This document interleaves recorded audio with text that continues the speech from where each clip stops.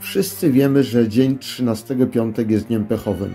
Ale dlaczego 13 i dlaczego w piątek? To nie tylko chwytliwy tytuł horroru z Jasonem. Geneza tej daty kreuje się na początek XIV wieku. Oto fakty i historia tej pechowej daty. Filip IV Piękny, król Francji, od pierwszych lat na tronie zaangażował się w spór z królem Anglii Edwardem I o terytorium Akwitanii i Flandrii, które zajął zbrojnie w roku 1293 oraz 1301. Nieustanne wojny, jakie prowadził Filip, wymagały wielkich pieniędzy. Zdobywał je wszelkimi sposobami, między innymi przez konfiskatę majątków bankierów i bogatej ludności żydowskiej, nałożenie specjalnego podatku na duchowieństwo. Opodatkowanie kościoła oczywiście nie podobało się papieżowi Bonifacemu VIII. Papież planował ekskomunikę króla, lecz zmarł przedwcześnie. Wściekły Filip IV kazał wykopać zwłoki Bonifacego VIII i spalić go na stosie jako heretyka. Następni papieże, szukając protekcji Filipa IV, ulegli jego naciskom i począwszy od Klemensa V przenieśli swoją siedzibę z Rzymu do Awinionu. Zapoczątkowało to tak zwaną niewolę awiniońską.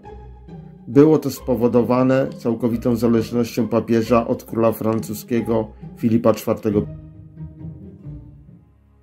U schyłku XIII wieku na Bliskim Wschodzie upada Królestwo Jerozolimy, państwa stworzonego przez krzyżowców. Zakon templariuszy przenosi swoją siedzibę na Cypr, a następnie do Francji. Bogaty zakon dba o swoje wpływy.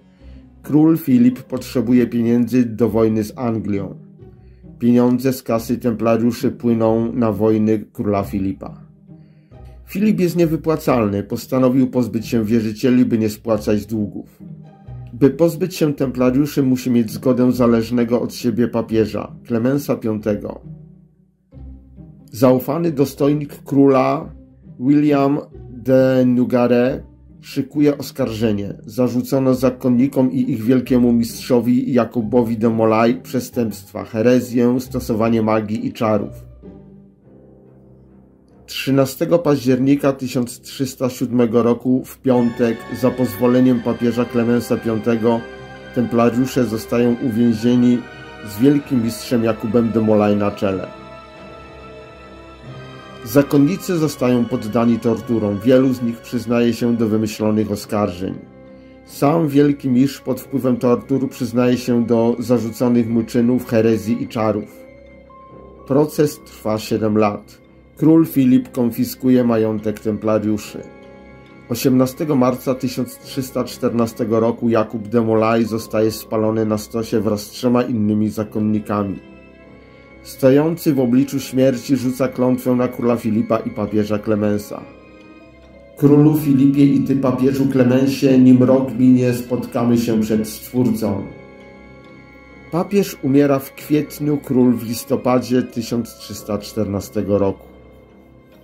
W 2001 roku zostaje odkryty dokument z 1308 roku, tzw. pergamin z Chinon.